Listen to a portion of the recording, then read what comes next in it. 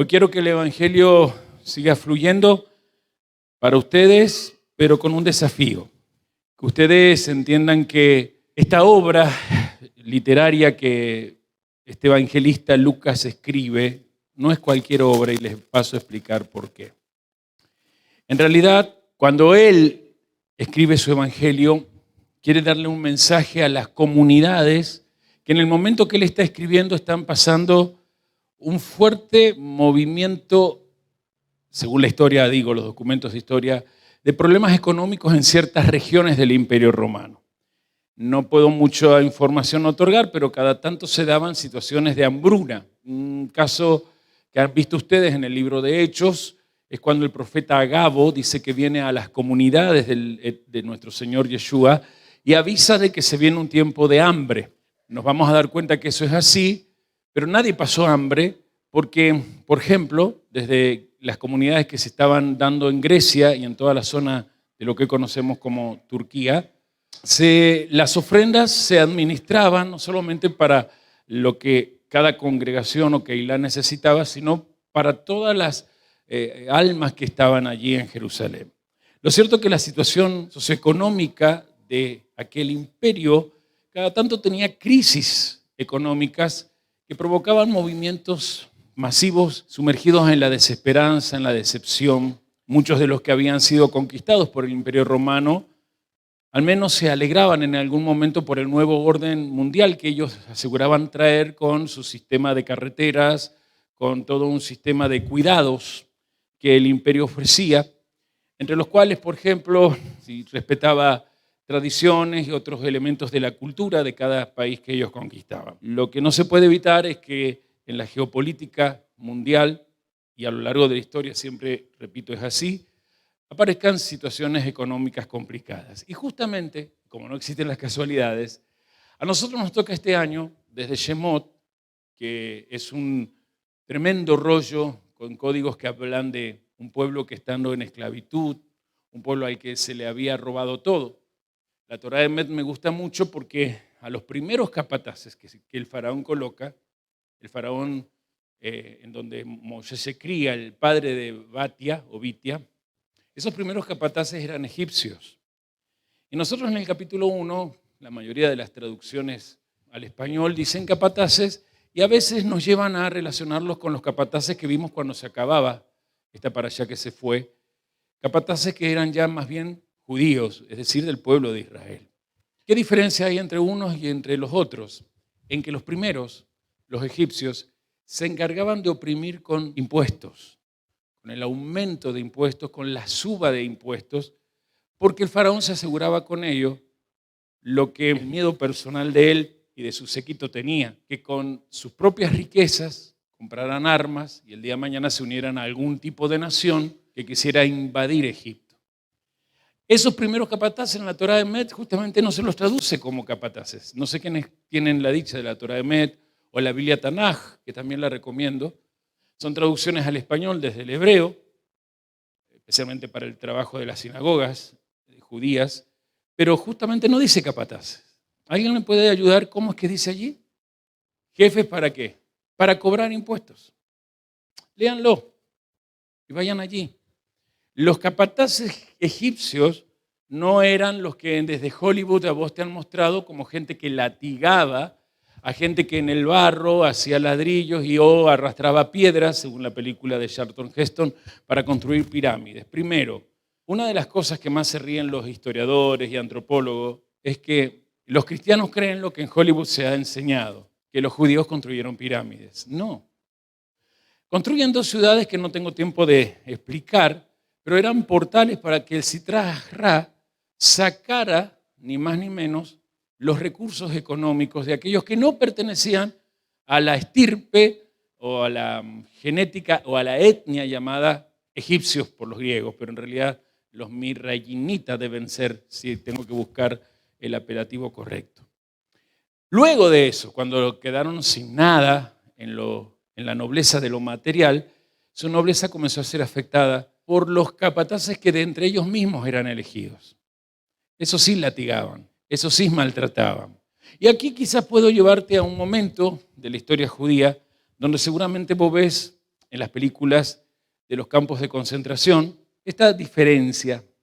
Una cosa eran los oficiales y suboficiales de la SS, los nazis, por decirlo bien, con su uniforme, con su buena estatura, con su buen color. Y otra cosa era otro tipo de uniformes donde había gente más enjuta, más débil, que eran los capataces de cada pabellón judío que se tenían que encargar de meterle más miedo a aquellos que iban muriendo de hambre, que por simplemente 2 pedazos de pan más y un plato de sopa más por día se vendían a los nazis para que los judíos fueran maltratados.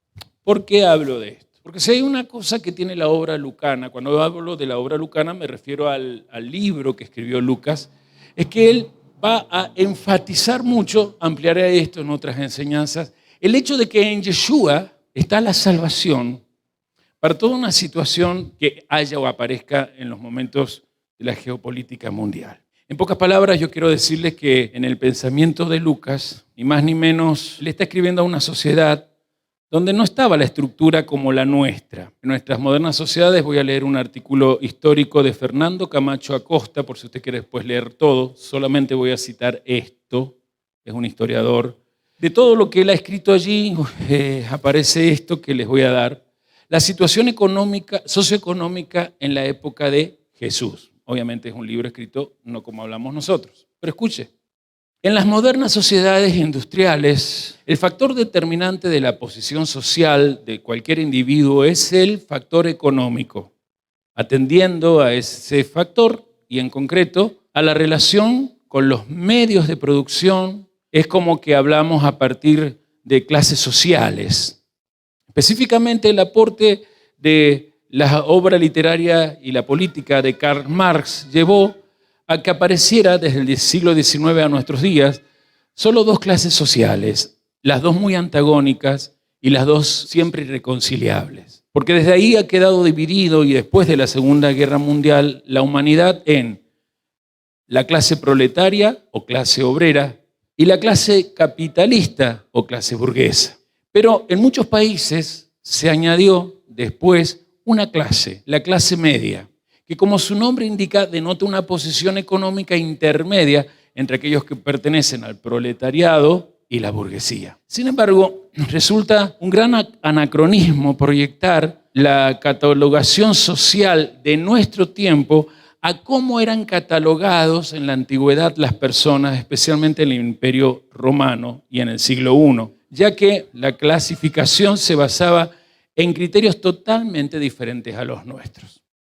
Antes de seguir leyendo la cita, yo quiero explicarte a vos qué es lo que acontece en países como los nuestros cuando algún tipo de movimiento político en la historia, y lamentablemente me da pena no poder estar convencido que lo que voy diciendo algunos lo entiendan, porque por lo que estamos viviendo, la gran mayoría de los que están acá nunca han leído la historia de nuestro país, ni mucho menos la historia del mundo, y por eso nuestro país repite constante una y otra vez diferentes personajes con las mismas propuestas y a la larga con la misma política.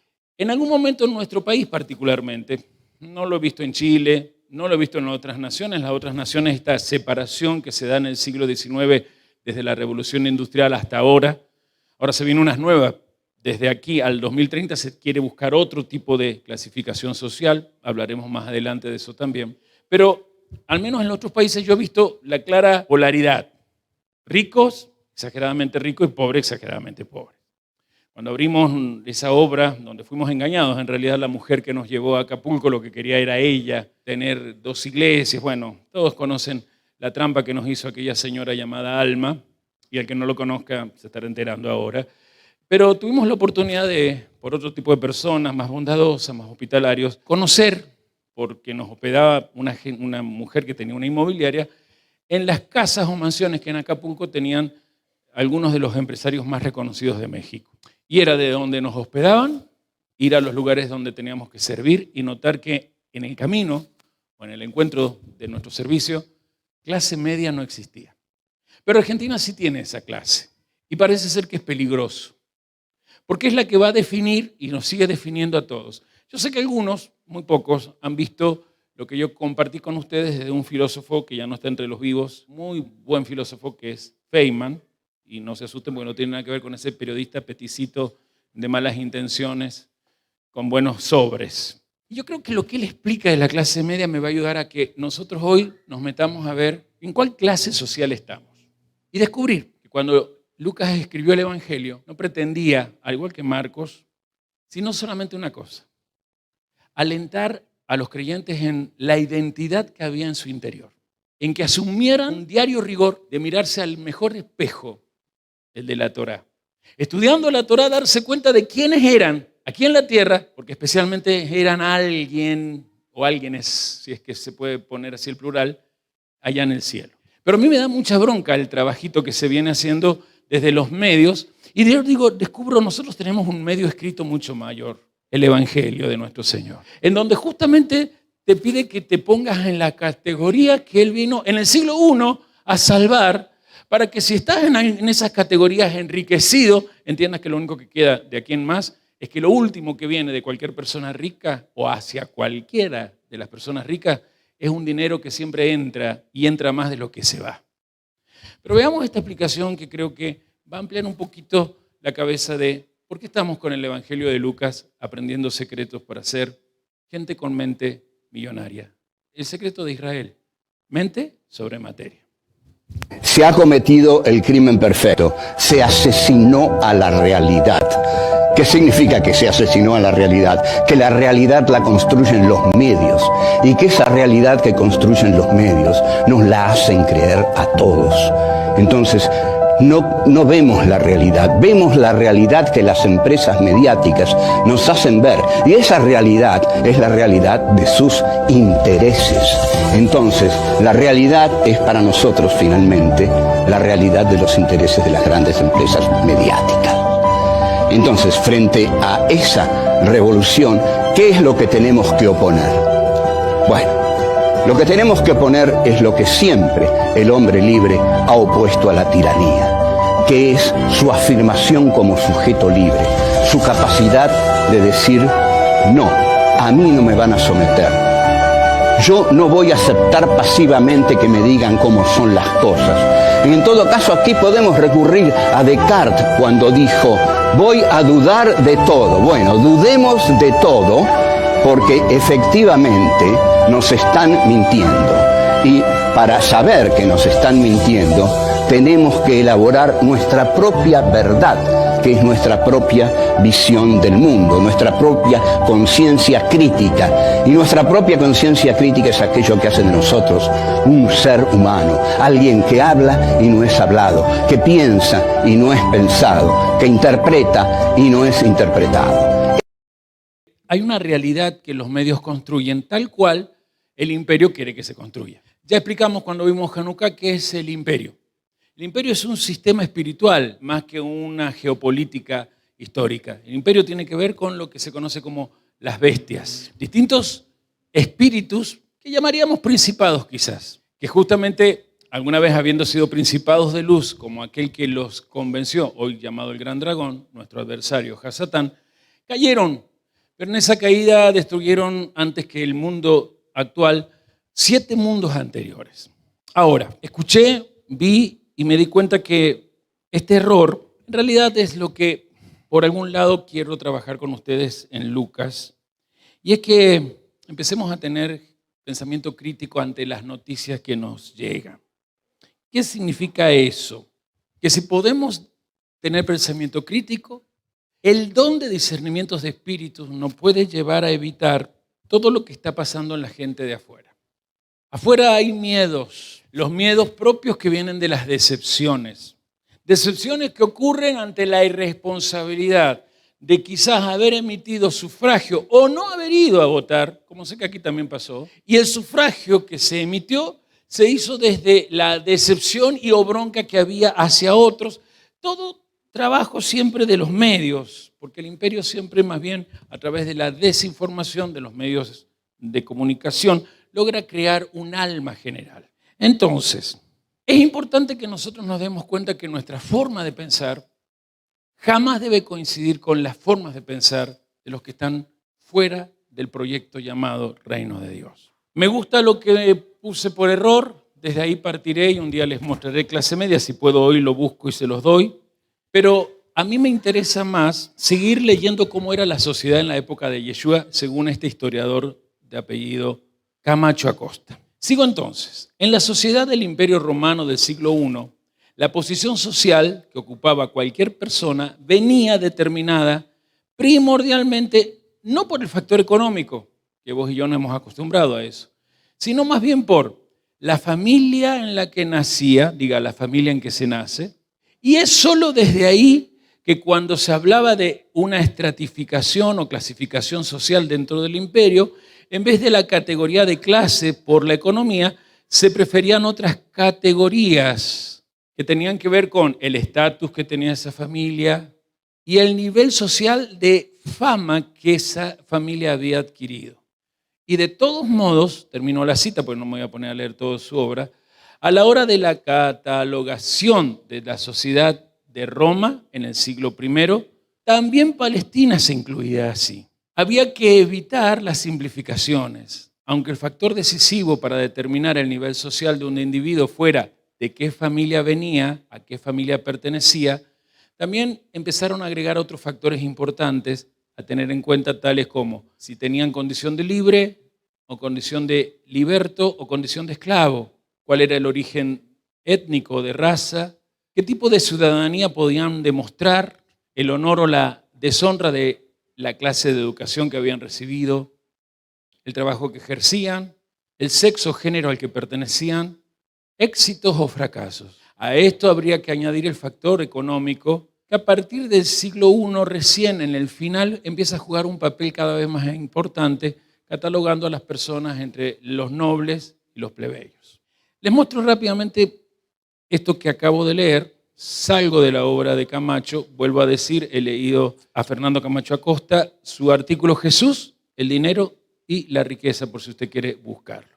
Y yo quiero hablar de ello, de la obra lucana, es decir, el escrito del Evangelio de Lucas, pero para que nosotros comprendamos estas cosas que desde la semana pasada nos movilizan. Hay en nosotros una posibilidad, si estamos en el verdadero Mashiach, de entender cómo Dios a los pobres en realidad los enriquece, porque lo primero que hace la buena noticia de Dios es sacarlo de esa mala información que los medios imperialistas usan, de hacer creer a la gente que nacen pobres y que esa es la condición que siempre deberán tener. Dijimos que una cosa es la carencia.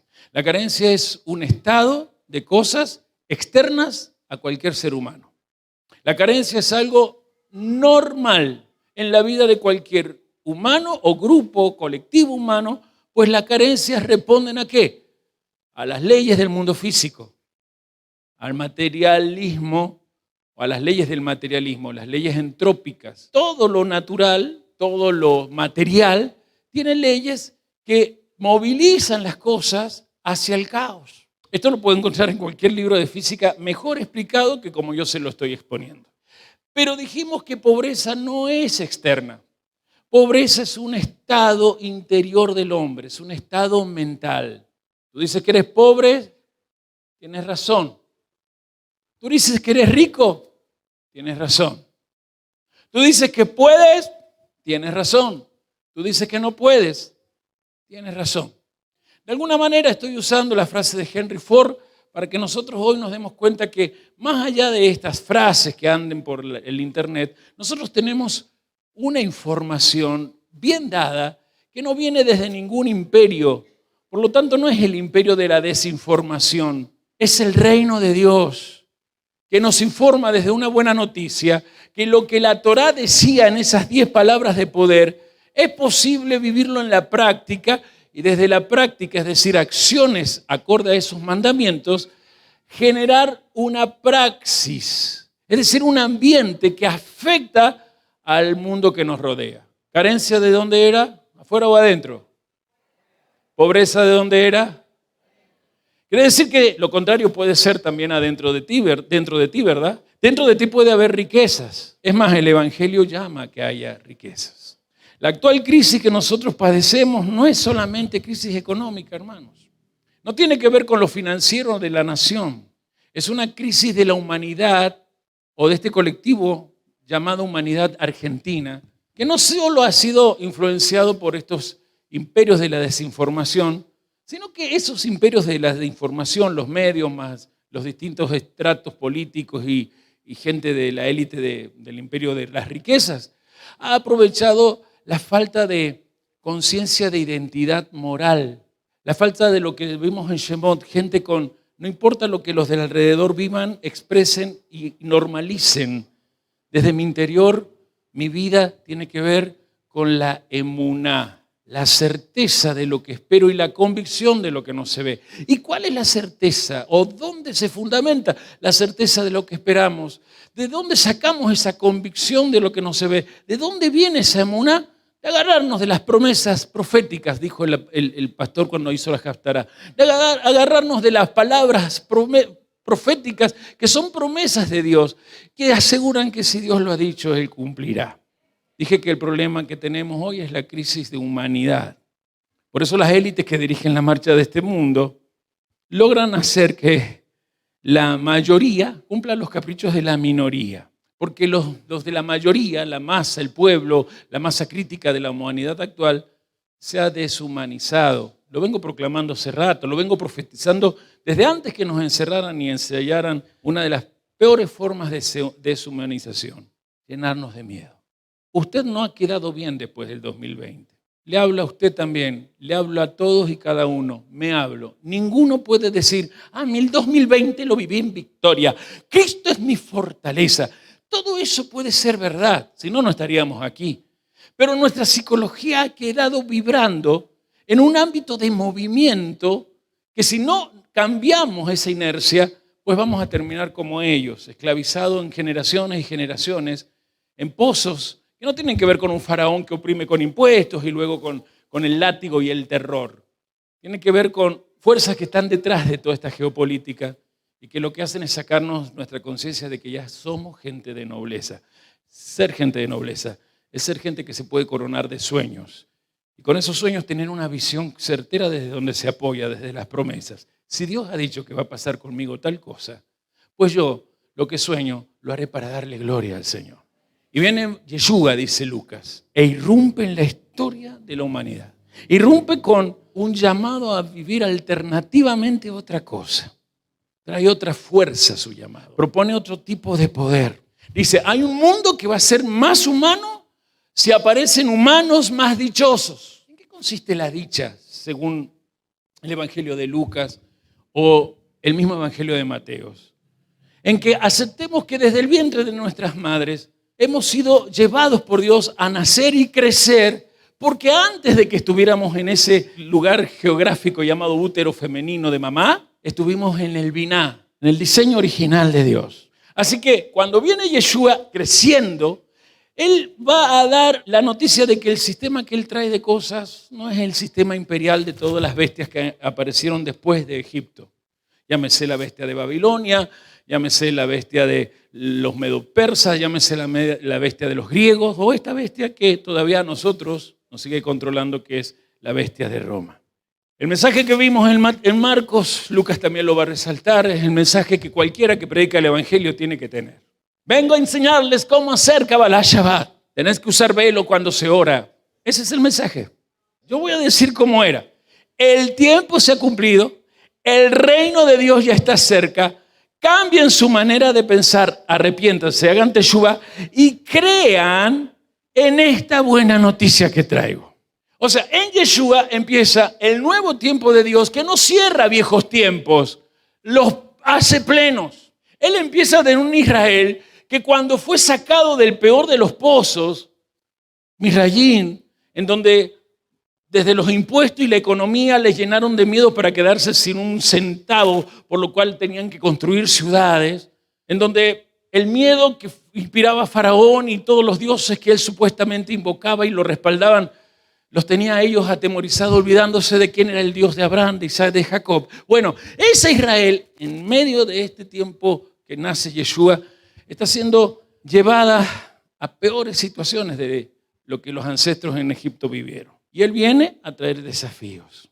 Que ustedes están en conflictos, le dice, pues el reino de Dios ya está acá. Que tienen sufrimientos, pues el reino de Dios ya está acá. Y cuando él dice eso y dice regresen, es porque lo que ellos no siguieron edificando, hay que seguirlo construyendo. Él no fundó ninguna iglesia. Él vino a edificar la iglesia o la asamblea que no se levantó para ser un reino de ministros, dice la Torá Emet. Un reino de servidores. Porque sacerdocio es eso.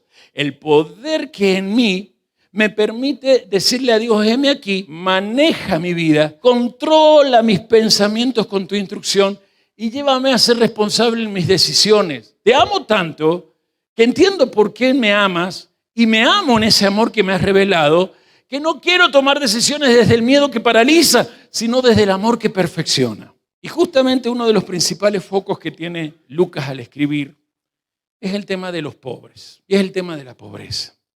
En el Evangelio de Lucas se relata lo mismo que vimos ya en Marcos, un proyecto que viene a ofrecer Yeshua, el proyecto del reino de Dios. Desde el Evangelio de Marcos ya creo que lo entendemos, ¿no? Si hay algo primordial para Yeshua es ser amigo del pobre. Bueno, veo que hay muchos ricos acá que se enojaron. Yo digo amén.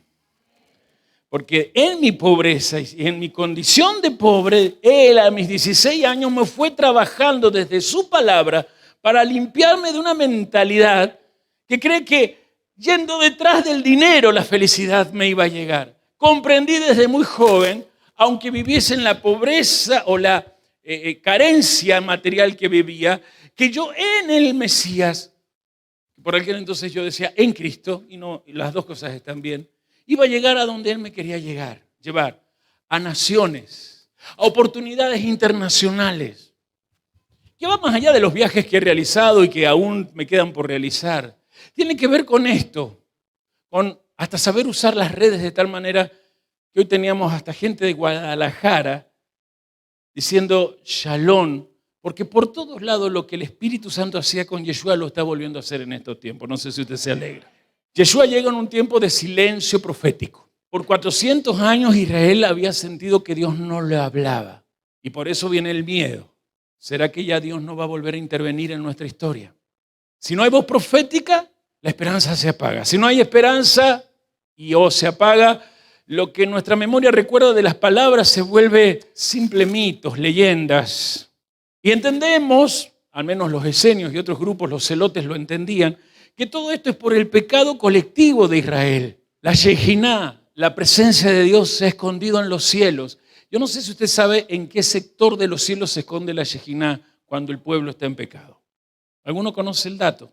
La Shejiná, cuando tiene que huir por un pueblo en pecado, se va a un sector del cielo llamado Yesod. En ese sector del cielo es donde están todas las bendiciones ya dadas. ¿No dice Efesios 1:3? Bendito sea el Dios y Padre de nuestro Señor Yeshua HaMashiach, que nos ha bendecido con toda bendición en los lugares celestiales. Quiero saber si lo saben o no.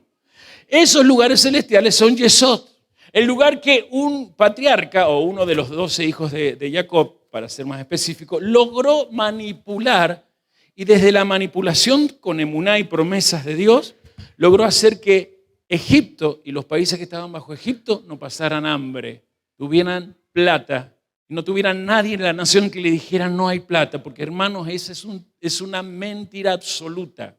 La Shejiná, cuando se va a ese sector del cielo, ella misma con su presencia allí, es tan grande la presencia, que el único lugar que puede ella habitar es en Jerusalén, en el templo, cuando Israel hace fiestas. Pero cuando se va a Yesod, ella se convierte en una especie de tapón, porque me perdone el Señor por usar esta metáfora, una especie de obstáculo. Las bendiciones no rocían, no bajan. Entonces los líderes de Israel tienen que empezar a buscar a alguien que desde el imperio le otorgue algo. ¿Y qué mejor que Roma? Que te decía, ustedes sigan adorando con lo que sea. Yo no sé si ustedes lo sabían, pero Israel estaba dividido en los que vivían en la tierra de Israel y los que vivían afuera de Israel. En el libro de los Hechos lo vemos. A los que vivían afuera se les llamaba los judíos, muy bien, los judíos griegos. ¿Por qué hablaban más bien el griego koiné? Leían no la Torá en hebreo, sino la Septuaginta, la versión de los 70. Y hay una cosa, los griegos de afuera tenían menos opresión del imperio. Es más, les voy a dar una data. Eran más admirados por los romanos. Por eso es que vemos a Cornelio, que es un oficial romano, queriendo convertirse al judaísmo. Algo que tardaba para Cornelio y para un romano exactamente 14 años mínimo. Lo que tardaría cualquiera de ustedes si se quiere hacer judío. De 14 a 20 años te van a poner a prueba hasta que comprueben que realmente no crees en el Yeshua, al cual te van a obligar a llamar Yeshú, y yo en lo personal creo que eso es lo más trágico que puede pasar a un ser humano. Volviendo a aquel entonces, a ese imperio, a esa Shejina, la gente estaba mal. En Jerusalén al menos hacía rato que todo lo que se hacía no tenía sentido, no se sentía presencia. Llevaban los korbanot, hacían las fiestas. Pero de repente aparece Lucas y con una sorpresa grande.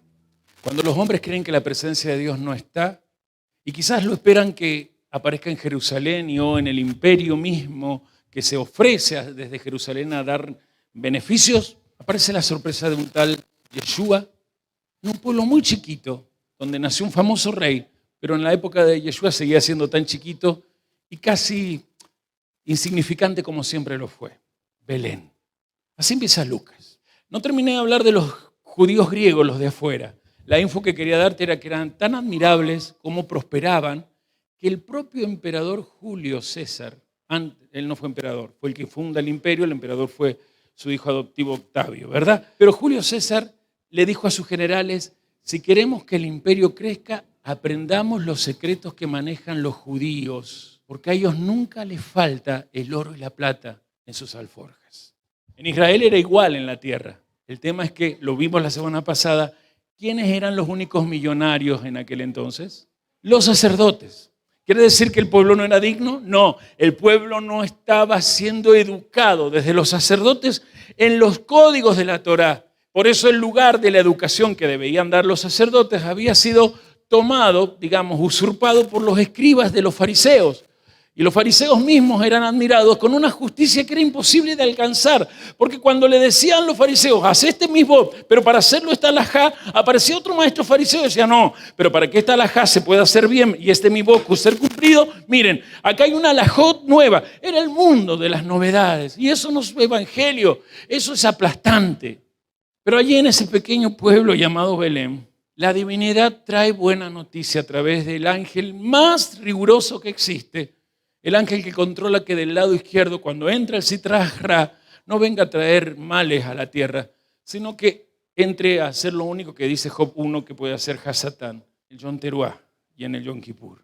Quítale, pruébale a Job tal cosa y veremos si no te maldice. ¿Se acuerdan eso? Sin embargo, ese ángel que tiene poder para controlar a que el adversario no ingrese porque sí nomás, es el que viene desde la zona del rigor, en un tiempo que Israel está viviendo rigor, y le dice a una joven llamada Miriam, ¿cómo se llamaba?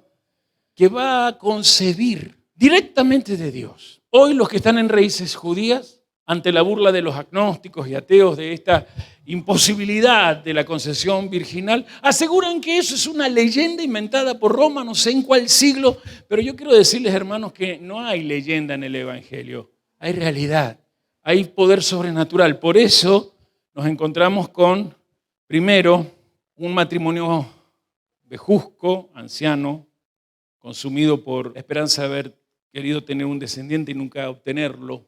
Hablo de Zacarías y de Eliseba o Elizabeth en griego, muy bien. Y aparece entonces el Evangelio dando la señal de cómo Dios actúa cuando quiere mostrar que la Shejina quiere volver a la tierra, pero desde una revolución. Y les pregunto a todos si entienden cuál es la revolución. La revolución se va a dar desde lo que Lucas va a trabajar para comprender que la pobreza es interior, o puede ser la riqueza, solo en el interior. Afuera nunca hay pobreza. ¿Qué hay afuera? Carencia. Afuera nunca hay riquezas. ¿Qué hay afuera? A ver, afuera del hombre no hay pobreza, hay carencia. ¿Qué hay? Entonces la pobreza, ¿dónde está? Bien. Afuera del hombre no hay riqueza. ¿Dónde está la riqueza? Dentro del hombre, diga, dentro del hombre. Y entonces fuera, ¿qué hay? Posibilidades, más que le voy a llamar, las posibilidades están dentro de mí, oportunidades. Y las oportunidades generan la evidencia material que se llama abundancia. Afuera hay oportunidades y abundancia. Afuera hay carencia y puertas cerradas. Dentro tuyo están todas las posibilidades, pero cuando entiendes eso, tu mente que tiene riquezas, en las oportunidades no busca dinero. Es que me salió un trabajo en el geriátrico o en no sé dónde. he tenido toda esa historia desde que estamos en Shabbat. A vos te tiene que salir un trabajo desde tu riqueza. Y la mayor riqueza es el Shabbat. Veo que no captaron mucho, pero no lo voy a poner ahora porque la verdad que el audio de este video corto de Goslan cuando explica la riqueza es muy malo. Pero recomiendo, porque escuché a Sandra Eliseva cuando oraba, que vean lo que ella subió ayer el Community Manager. Porque él ha logrado balancear de tal manera el sonido que se escucha claramente que Shabbat no tiene que ver con 25 horas donde no trabajo, tiene que ver con mi certeza que dentro de mí están todas las posibilidades. Entonces, para ir buscando cómo cerrar esto, Lucas habla de la salvación que viene a los pobres, siempre y cuando los pobres entiendan primero que si existen promesas de Dios, voy a ir a lo que dijo el pastor Daniel, para que esas promesas se cumplan me debo aferrar a ellas desde la súplica. Hay cosas que no se están dando porque hace rato tu forma de orar no es como debe ser, hasta las lágrimas. Y cuando las promesas proféticas, la palabra de Dios hecha promesas, en súplicas, me lleva a estar orando como lo hacía el pueblo de Israel, en algún lugar pequeñito como la zarza en el Horeb, aparece un redentor. En el caso de aquella historia, Moshe, que ya estaba cómodo, contento, cuidaba las ovejas de otro, la hacienda o las riquezas que otro había hecho. Sin embargo, cuando entendió que allí estaba el ángel de Yahvé, Moshe bajó en un burro, diciendo, miren, nací para dominar el mundo material, pero desde la revelación personal o la vivencia cara a cara con el Eterno. Y aquel que habló en la zarza se metió en el vientre de esta joven en Belén. Y Lucas lo relata para que entendamos que la mayor riqueza es haber sido concebido. En un tiempo donde se nos hace creer que la concepción se puede llevar a interrupción, en donde nosotros sabemos que la interrupción de cualquier embarazo significa aborto y donde sabemos que aborto es asesinar los diseños que nos vienen desde la Torá. Lucas nos está diciendo a nosotros, hermanos, hermanas, y si ya se alegran porque están vivos, es porque desde el momento de tu concepción te aceptás como un enviado del Eterno. Un sheliach, un apóstol es alguien que desde que fue concebido y especialmente desde el nacer es acompañado, aún en la circunstancia más difícil, por un Dios que tiene buenas noticias. Si estás vivo, es por mí. Empezá a llenar de alegría al mundo. Por eso, cuando venimos acá, encontramos algo que tenía que ver para el tiempo de Yeshua con la alegría. Y ese algo es un elemento que se llama los cánticos. Quiero hablarle un poquito de esto porque ¿cuántos alguna vez le han dado interés, bolilla, prestado atención a los cánticos que hay en el Evangelio de Lucas? Levanten la mano. Bien. De los que levantaron la mano, aunque sea 3, ¿a cuál cántico le has puesto mucha atención? Por ejemplo, el Magnificat. Si ha estado usted en la Iglesia Católica, es el cántico que más se trabaja. Y es porque el Magnificat se trabajaba en las iglesias del siglo II, cuando no había catolicismo, en la iglesia del siglo III, cuando aún no estaba la iglesia romana, en la iglesia del siglo IV. ¿Y cuándo se trabajaba? Al atardecer. Era el momento que uno regresaba del hogar, se cantaba eso. Y si no se sabía cómo era la música, se la inventaba. Y si no se sabía inventar música, se la rezaba. A lo mejor sirve para que lo hagas. Pero quiero hablarte justamente de esto de los relatos de la infancia, pero acompañados con cánticos. Porque a lo mejor aquí te vas a meter en algo que tiene que ver con tu infancia, que ha sido acompañada con cánticos celestiales desde que naciste y a lo mejor no has aprendido a escucharlo. ¿Puedo avanzar? Hay 4 cánticos en Lucas que surgieron justamente en este tiempo del nacimiento de Yeshua y luego desde eso y gracias a eso todo lo que se conoce en el relato como la infancia de Yeshua. Lo ordenamos. Primero, lo nombró la maestra. Diga conmigo, el cántico de Miriam. Más fuerte. Ahora, el cántico de Zacarías. El cántico de los ángeles celestiales. Y ahora más fuerte, el cántico de Simeón.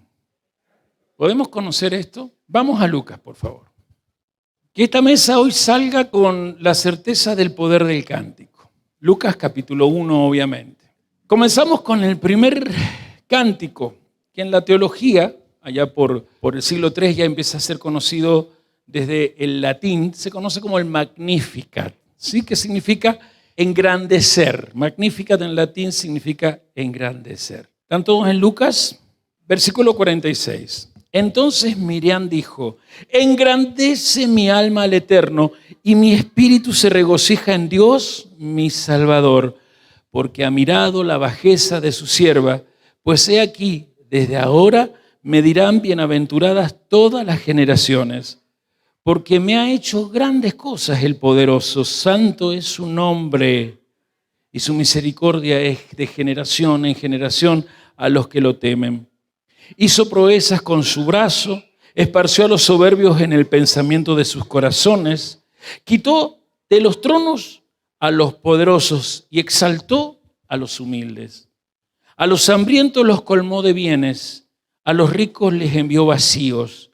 Socorrió a Israel su siervo, acordándose de la misericordia, de la cual habló a nuestros padres, para con Abraham y su descendencia para siempre. Y después dice que María se quedó con Elizabeth en griego, 3 meses, y se volvió a casa. ¿Qué es esto del cántico de Magnificar? La certeza que tiene Miriam, como cualquier varón o mujer de aquel tiempo, que especialmente influenciados por la cultura de los que esperaban en las promesas de Yahvé, como por ejemplo los esenios, según algunos estudiosos aseguran que Zacarías y Elizabeth pertenecían a los esenios que aún no se iban a vivir al Qumran. Pues bien, María y José seguramente eran simpatizantes de esta historia, pero a esto voy. Primera cosa, tenés que saberlo, Dios siempre se abre paso en la historia de cada uno de sus hijos. Eso de que el Antiguo Testamento es una parte de la Biblia es mentira. El Antiguo Testamento no ha sido terminado, nunca se va a acabar. No es que se terminó el ciclo del Antiguo Testamento y empezó el Nuevo Testamento. No, la Tanaj se continúa con el relato de Mashiach y los escritos mesiánicos van a tomar desde los evangelios y todo lo que conocemos, en la certeza de que la buena noticia es que lo que pasó en Sinaí con la Torá garantiza una sola cosa. Para el que está en Dios, su certeza es que en su historia, tarde o temprano, Dios se abrirá paso. Por eso ella está usando un estilo que ya en su tiempo se usaba. La palabra cántico tiene que ver con antologías poéticas de una relectura profética. Solo tenían capacidad de hacer esto la gente que se había especializado en leer a los profetas, y con los profetas y los salmos podían mejor estudiar la Torá. Quiere decir que Miriam no era cualquier jovencita, mis queridas jovencitas. Entonces el Espíritu Santo hacía que esa alma recogiera el testimonio. Si ustedes tuvieran, los que tienen la Biblia Plenitud, que es la que yo leo, van a ver que salen al lado, lo tienen ustedes, distintos salmos. La evidencia que esta mujer está haciendo una síntesis en un momento que se ha puesto a cantar. Hoy quiero invitar a que esto que pasó hoy, fuerza de cántico en tu vida, no falte mañana, ni pasado, ni en los 6 días que tenemos, para que veas que cuando estés en pleno cántico, y aún cuando el cántico sea el tuyo, y aún cuando sean lenguas que no entiendes, porque a la larga pasa, te des cuenta que estás llenando en los cielos, no sé si los 30 toneles que necesitan del vino de tu alegría, pero estás empezando a llenar algunos toneles con una alegría que puede cambiar tu historia, porque solo Dios interviene la historia de aquellos hijos que con alegría se agarran de las promesas que Él a través de sus profetas ha dado.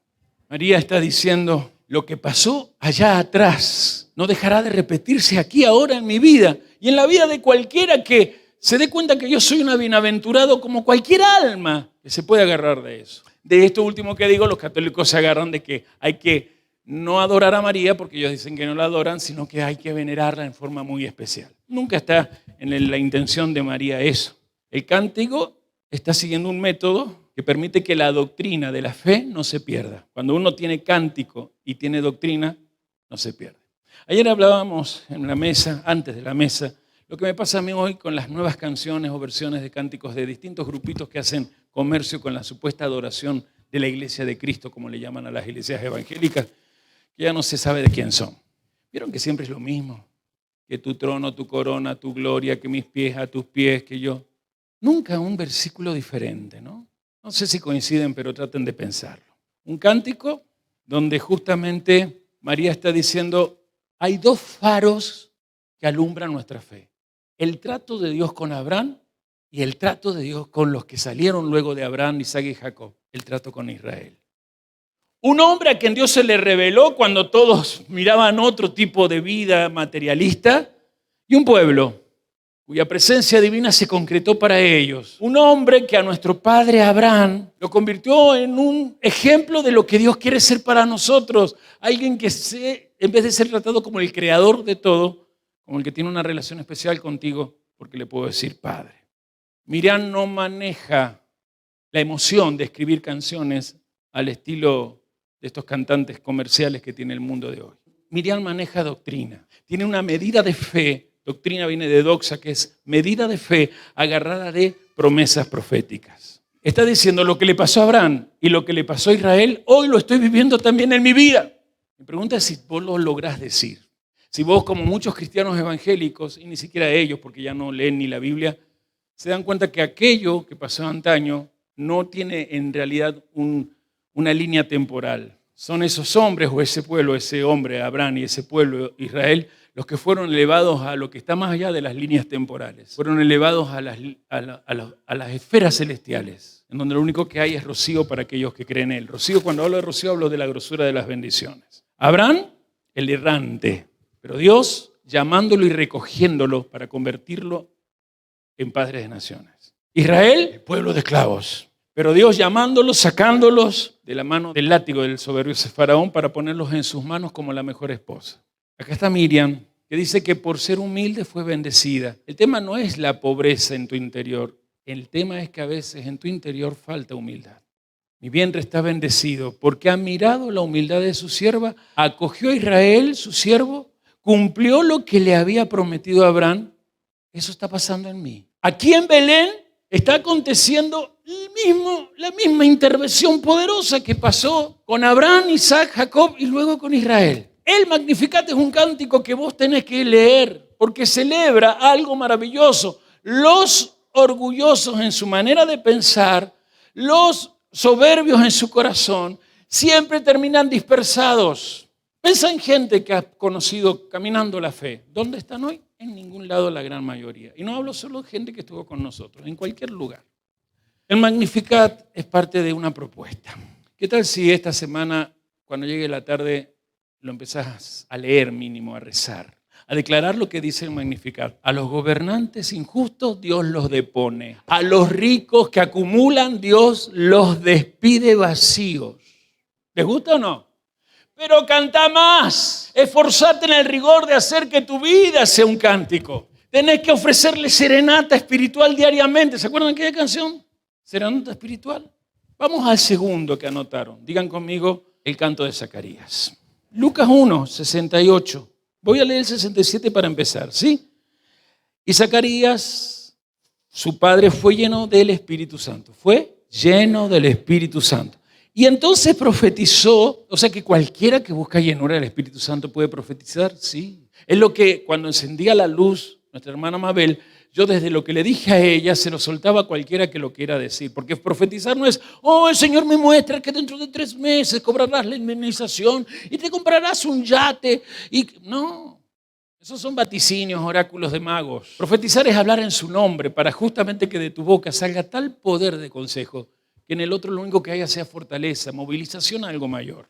Y así dice, bendito el eterno Dios de Israel, que ha visitado y redimido a su pueblo y que nos levantó un poderoso Salvador, quien dice amén, en la casa de David su siervo, como habló por boca de sus santos profetas que fueron desde el principio, salvación de nuestros enemigos y de la mano de todos los que nos aborrecieron, para hacer misericordia con nuestros padres y acordarse de su santo pacto, del juramento que hizo a Abraham nuestro padre que nos había de conceder, que librados de nuestros enemigos sin temor los serviríamos, en santidad y en justicia delante de él todos nuestros días. Y tú, niño, le habla a su hijo, profeta del Altísimo, le habla a su bebé, serás llamado, profeta del Altísimo, serás llamado, porque irás delante de la presencia del Eterno para preparar sus caminos, para dar conocimiento de salvación a su pueblo, para perdón de sus pecados, por la entrañable misericordia de nuestro Dios con que nos ha visitado desde lo alto de la aurora, para dar luz a los que habitan en tinieblas y en sombras de muerte, para encaminar nuestros pies por caminos de Shalom, que significa prosperidad, riqueza. Y en el 80 dice que el niño crecía, habla de Juan, ¿verdad? De Yohanan, el bautista, el que sumerge. Y se fortalecía en espíritu y estuvo en lugares desiertos, ahí es donde se va con los esenios, hasta el día de su manifestación en Israel. En el latín se conoce esto como Benedictus, si quieren anotar, porque Benedictus, de ahí viene el nombre Benedicto, significa justamente lo que dice la primera palabra. Bendito sea el Señor Dios de Israel. Ahora vamos al Magnificat, recordemos. Si es la historia lineal de esos 3 puntos importantes, Abraham, Israel y Dios interviniendo en la historia de una muchacha dándole al Salvador en su vientre, con Zacarías la cosa no es lineal, es un círculo. Un círculo donde Zacarías, en vez de hablar de Abraham, dice: esto lo anunciaron los profetas. Los vaticinios, oráculos proféticos hoy están aquí en mi boca y en los brazos tengo este niño que volverá a hacer que la voz de Dios ya no esté en silencio. Porque después de 400 años Israel se sentía poca cosa y creía que ya Dios nunca más los perdonaría. Pero este iba a preparar el camino. El Benedictus es un cántico que habla de que justamente lo que pasa con Yeshua es la expresión más plena de lo que siempre desde David y los profetas posteriores se había anunciado. O sea, Miriam ve la intervención del Eterno metiéndose en su historia, desde la historia de Abraham, de Israel y ahora en ella, como podría ser en cualquiera que crea a lo que los profetas dicen. Y justamente Zacarías dice: siempre veamos la intervención de Dios relacionándose con algo que proféticamente antes nos dijo, que proféticamente antes escuchamos, que proféticamente antes nos levantó. Hermanos, estás en una congregación donde lo profético se mueve no solo porque mi manto y el doma que soy, el hombre regalo, es un profeta, sino porque mi manto profético ha bendecido naciones y muchos de ustedes han llegado a niveles que no imaginaban llegar simplemente porque conmigo se ponen a estudiar la Torá. Miren esto desde esta versión. Él nos levantó un poderoso Salvador que viene de la casa de David, su siervo, como lo había anunciado por la boca de sus santos profetas. Por eso, en ese hijo que tiene en sus brazos, Zacarías dice: estoy viendo el renacer de la voz profética. Y tú, niño, está hablando con su hijo, ¿verdad? Serás llamado profeta del Altísimo. Ha oficiado siempre como sacerdote en el templo.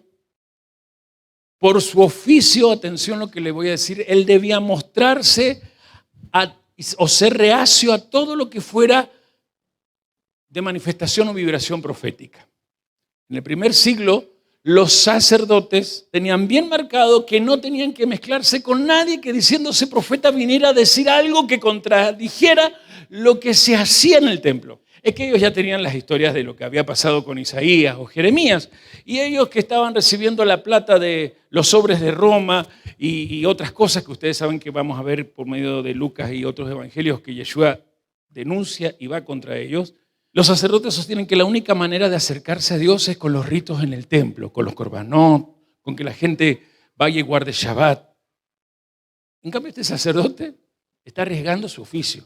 Ha sido visitado por el Espíritu de Dios para que él, un viejo, y su esposa, una anciana ya estéril, pueda bendecir a aquel que a través de los profetas prometió meterse en la historia de Israel para edificar a una Israel que no esté dependiendo de las bestias imperiales, sino una Israel que dependa de lo que en su mente desarrolla por una Torá que en su corazón la hace carne y no que su corazón por esa Torá se hace solo piedra. En el siglo II, siglo III, siglo IV, la oración de Zacarías, influenciado por esta obra de Lucas, se rezaba después de hacer el Shaharit. Era parte del Shaharit de la gente del camino. Te lo digo por si se te antoja en tu Shaharit agregar este tremendo cántico. Vamos ahora terminando porque nos queda la gloria que cantaban los ángeles y por supuesto lo más importante, que a veces no le damos importancia, que es la canción de Simón. Lucas 2, verso 14. Para contextualizar, repentinamente,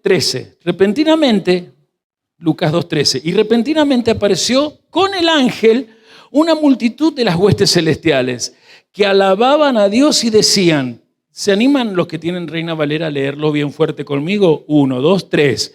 Gloria a Dios en las alturas y en la tierra paz, buena voluntad para con los hombres.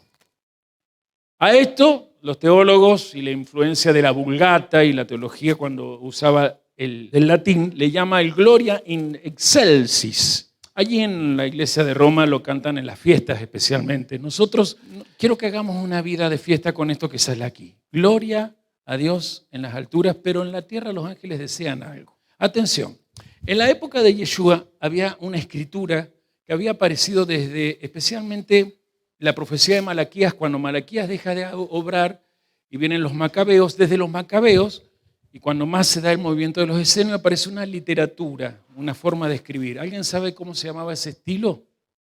Los escritos, anótelo, los escritos apocalípticos. La escritura apocalíptica son un montón de libros, a veces, por ejemplo, está Esdras, está el libro de Esdras, que lo tenemos en el canon, pero existe un Esdras que se escribe después, por enseñanza de Esdras, Esdras II, tercero de Esdras, cuarto de Esdras, hasta sexto de Esdras.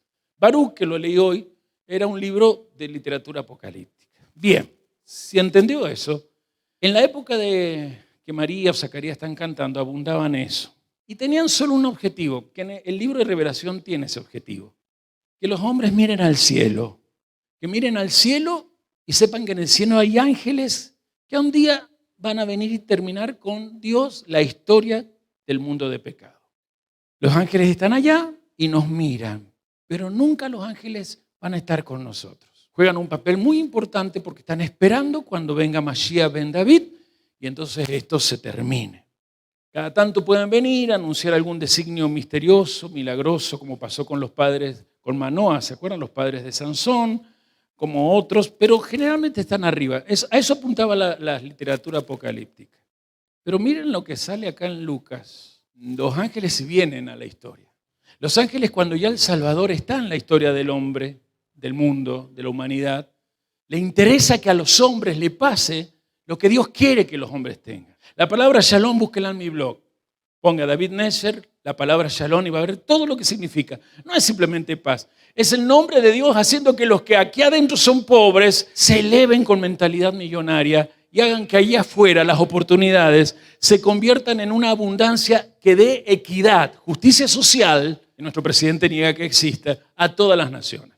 Fíjese, alguien de corazón de piedra dice estudiar los secretos del cielo, la Kabbalah, la Torá con un supuesto rabino que le ha enseñado que la justicia social es del diablo. Y tenemos aquí a ángeles que, como lo dice el cántico de Zacarías, se aparecen en la historia del hombre mientras todavía no acontece la era mesiánica. ¿No se alegran de eso?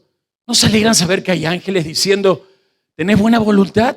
Que la Shalom de Dios te acompañe. Y aquí estamos nosotros para cantarte alrededor tuyo. Pero si te levantas con malas ganas, si en el día te enojas con Dios porque en el trabajo no te pagan lo que significa la inflación actual, o quizás te quedaste sin trabajo, que de paso sin mirar. Me alegraba hoy ver a un jefe de familia saltar como loco, como cántico.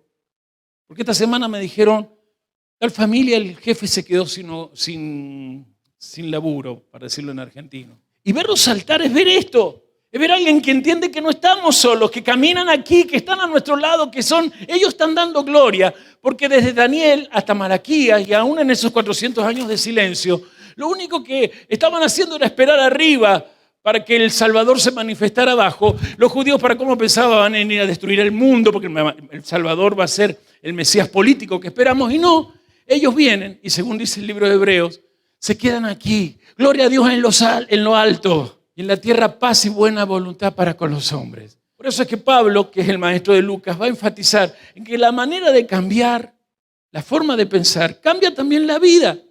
Porque cuando cambio mi manera de pensar, empiezo a conocer la voluntad de Dios, que es buena, agradable y perfecta.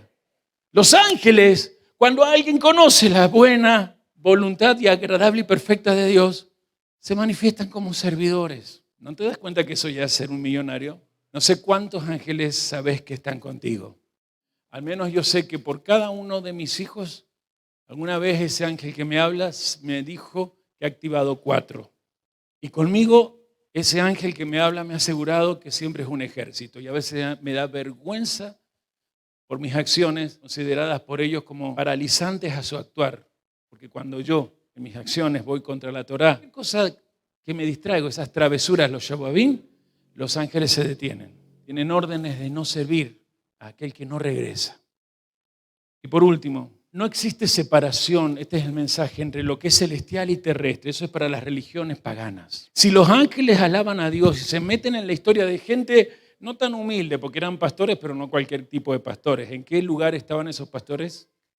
En Belén existían ciertos rediles de corderos y ovejas especiales, especialmente las ovejas que habían parido corderos que se usaban en Pesaj. Por lo tanto, los pastores que cuidaban a esas ovejas trabajaban para la tribu de Leví. Generalmente eran levitas. Conocían la Torá. Por lo tanto, cuando los ángeles vienen, o el ángel primero que se le manifieste le da la noticia, no son ignorantes, porque ser pobre no es ser ignorante. Justamente, la mayor riqueza que puede tener una persona que tiene un ambiente de carencias es la escritura y la certeza de que por las promesas proféticas hay un Dios que está contigo todos los días, que ha puesto ángeles para servirte. Porque el mensaje es, si el Mesías ha nacido, ya los ángeles no están atrapados en el cielo para ver cuándo actuar. Los ángeles ya aquí están actuando a favor de los hijos.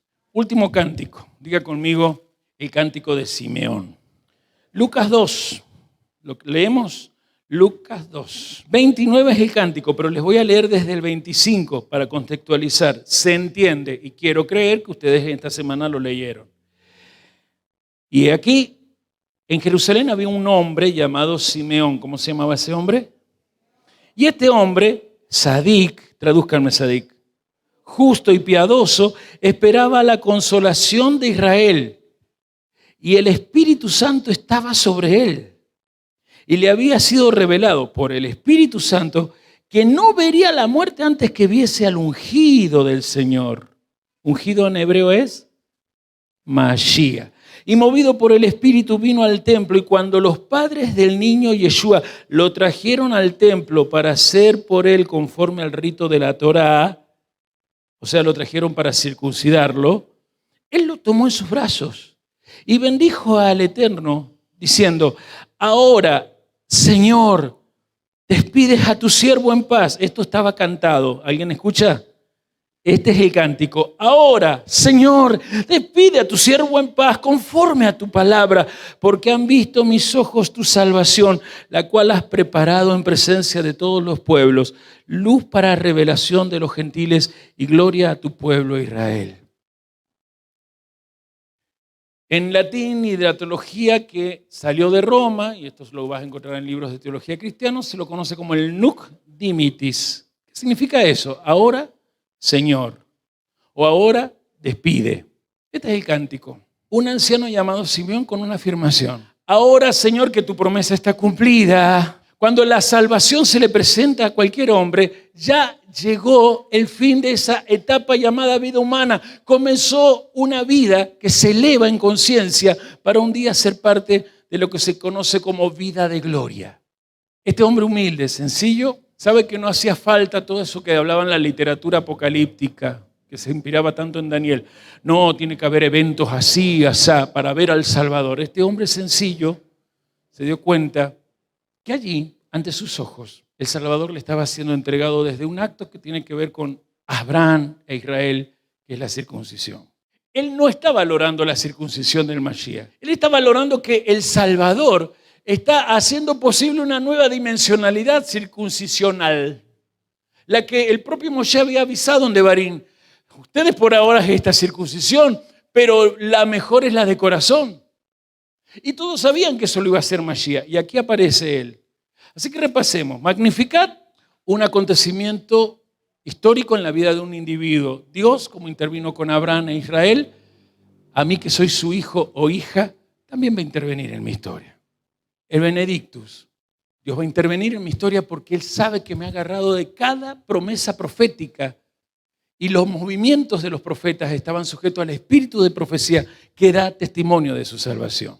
El Nunc Dimittis, el proyecto de Dios que dice Simón, no es para nosotros, es para Israel y de Israel a todos los pueblos. Porque lo que Dios quiere hacer con Israel es para que todos los pueblos comprueben que Él es el único y verdadero Dios. Y ese grito, ahora en el canto, ya puedes dejar a tu siervo en paz. Está viendo al Mesías, tiene vivencia del Mesías. No le está naciendo el niño Dios en los brazos como la Iglesia Católica con los siglos sacó esa historia. Deja que en Navidad nazca el niño Dios. Entonces aparece el Papa Francisco teniendo esa especie de estatua de un bebé y bendiciendo a las naciones, pidiendo por los niños palestinos. Es la oración del final, es la oración de Vallejí, es la oración de estoy llegando al final de mis días humanos, pero con el Salvador en mi vida yo no tengo final alguno. ¿Alguien entiende que eso es riqueza? Estas cosas para nosotros. Diga conmigo, primero, son alabanzas de alegría. Y toda alabanza que tiene alegría tiene un espíritu detrás. La afirmación del que está cantando de que Dios ha sido fiel y seguirá siendo fiel. Que ese Dios fiel hasta con su gloria va a traer ángeles que irán delante de mí o junto a mí o detrás de mí, pero se asegurarán que mientras yo todavía no cumpla plenamente mi propósito, ningún daño me toque. Dios sí interviene en tu historia. Esa frase ya es mente millonaria. Si Dios interviene en tu historia, no va a permitir que esa cosa negativa que te ha pasado a causa de este DNU tan anti Dios, te lleve al pozo, que te quedaste sin trabajo, no te quedaste sin empresa. Quizás ahora nació tu comercio y o tu empresa, o el gran sueño de desde tu casa hacer que las redes te den oportunidades para tener los recursos materiales, siempre y cuando esos recursos sean usados para el Señor. 3 cánticos que tienen una presencia, resonancia para nosotros. ¿Por qué? Porque dice, no hay Antiguo Testamento. Hay una instrucción que cuando Israel se la olvidaba y los sacerdotes no la enseñaban, hacía que aparecieran los profetas. Y los escritos proféticos dejaban promesas que llevaron a que gente como Salomón o David generaran cánticos que siempre van a hacer que cuando se recen, se eleven, se cante, la gente se acuerde de que no están solos. Que la gran riqueza que tienen con la conciencia de Israel es tener al que creó todas las cosas como su padre y aquel que es su Mashiach como su hermano mayor. Y los hermanos primogénitos tenían la obligación de hacer que todo lo que estaba arriba bajara aquí en la tierra y sus hermanos menores lo disfrutaban como él. Mi final es ahí. Para vos este es tu inicio. Lo dije la semana pasada, lo digo ahora, en esta mesa, en este llamado a lavarte las manos, en este llamado que al lavarte las manos te va a pedir que dejes tu macer. Todos hemos sido educados con un patrón mental y muy personal acerca del dinero. Lucas va a trabajar eso. Lucas de los Evangelios, el que más trabaja el tema de dinero. Y hay algo que se llama subconsciente, diga subconsciente. Ahí está el patrón que esta mañana yo decía que es como Sancho Panza, donde tus razonamientos, por ser tan sensoriales y se dejan llenar de miedo por el imperio de la desinformación, te hacen creer que este no es el tiempo. Cuando más los tiempos para Israel aparecían como que estaban solos, Dios irrumpía en la historia y decía, a ustedes no lo he abandonado, ya sea por los profetas o ya sea en este caso por el Mashiach. Había que cambiar simplemente el subconsciente, había que vencer ese obstáculo de paradigmas que el mismo imperio, cualquiera sea, la zona imperial genera. Y acá hay gente que puede saber muchas cosas, como que ya las tuve sentado, que secretos de venta, que organización, que mercadotecnia, que no sé, cómo programar la empresa para que crezca en tantos meses. Yo no vengo a predicar eso, porque he conocido a mucha gente de esa que adentro y allá afuera, que después perdieron con gran facilidad lo que tuvieron. Yo vengo a hablar de las riquezas que en estos cánticos desde el cristianismo pasaron rápidos. Como mucho quizás alguien más influenciado por el catolicismo leyó el Magníficat, tremendo himno profético. Muy apegado a lo que es Haná. ¿Se acuerdan la mamá de Samuel? Lean el cántico en 1 Samuel de Haná y comparen con el Magníficat y van a decir estas dos mujeres pertenecían a la misma clase de personas. Personas a las que hoy estoy viendo acá. Bancan 1 hora, 2 horas, 2 horas 40 de aula. Porque lo que quieren no es tanto emocionalismo y no es que no estén mal las emociones o no se sintieron como tus emociones hoy hicieron un clima maravilloso. Pero la alegría no es simplemente porque cantamos juntos, es porque aún solo nos estimulamos a cantar. Hay que lavarse las manos, varones. Hay que renovar en cada lavamiento de manos nuestro compromiso a que si trabajás salgas reparar el mundo, que los malvados lo están haciendo cada vez más bolsa. Perdón que use expresiones así. A vos, que te miro atento, agotado por el calor opresivo de nuestras políticas malignas. Te puedo invitar, empezando por los varones y también las mujeres, obvio, pero les puedo invitar a que se sientan gente millonaria. Estos 4 cánticos los puedes agregar a tu tiempo de oración. El de Simeón es el que en vez de, claro, acá, en vez de estar viendo el último mensaje de WhatsApp o scrolleando los cortos de YouTube, TikTok, scrollear es ese jueguito de los reels de Instagram. Agarrá la canción de Simón y cantala o rezala. Mientras te vas durmiendo, respira y decila. Porque en una de esas ese día no despertás, tu alma justo ese día no vuelve al cuerpo. ¿No te has puesto a pensar? ¡Ah, apóstol, entonces me voy a morir! ¿Perdón? El que está en el Masías ya no muere más. Se va a acabar un cuerpo que lo único que hace es esclavizarte de las sensaciones que captan el imperio de la desinformación para terminar sintiéndose el pobre que sos. Y yo me crié en una casa realmente de mente rica, pero por los dos lados existía el pensamiento de pobreza. Mi padre amaba el dinero de una manera que no lo sabía invertir. Mi madre tenía buenas ideas, mi padre las apoyaba, se ponían a hacerlo, el dinero volvía a crecer, pero el dinero no lo veíamos. Mi madre se decepcionaba, comenzaba con sus gritos. Y en sus gritos salía lo que ella sufrió desde muy chica. La carencia que en ella siempre fue pobreza. Porque la pobreza dentro de las personas, ya no hablo solo de mi madre, sino de quizás muchos de ustedes, se genera desde el subconsciente que no permite que vos te dejes sanar heridas. Las ausencias de papá o mamá. La certeza que creciste criado por gente que, bueno, te amparó en su casa, pero no eran tus padres. La riqueza no tiene que ver con millones de dólares o euros en alguna caja de ahorro. Un día se van también. Las riquezas están acá. Un Dios que ha intervenido en tu historia desde que fuiste concebido. De verdad. Un Dios desde que naciste hasta hoy, siempre en algún momento se presentó. Me lo dijiste. Me robaron el auto y las herramientas. Yo estaba a punto de irme del camino. Desde ahí se activó mi llamado. ¿Puedo contarlo así? A mí me edificó. Creo que a cualquiera lo edifica. Y me edifica. Verlos aquí y no poder, sino solo darle palabra profunda. Quiero ser de ese estilo pastoral, palabras sin sentido. Pero es mucho lo que hay que anotar, mucho conocimiento. El conocimiento hace que emules a Dios. O no encendiste la luz de la ciencia que te permite a la conciencia de puedo emular a Dios en todo. Porque el Espíritu Santo, al llevarme a la sabiduría y al diseño original, a entender que desde siempre Él intervino en mi historia, me da la capacidad de que mi boca tenga promesas proféticas, que a alguien le dan fortaleza y con esa fortaleza el Espíritu Santo me permite acceder a mayor conocimiento. Con eso, si imito o emulo a Dios, ¿quién puede detenerme? ¿Quién te puede detener? ¿Quién puede ir contra vos? El jefe que te dijo que se puede prescindir de tu trabajo. ¿Cuánta guita hizo él con ese sudor y con ese talento?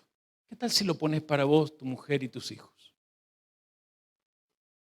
¿Y qué tal si no es quizás una empresa con tus actitudes y talento? Quizás es ese llamado. Quizás ese envíenme a mí ya de una vez.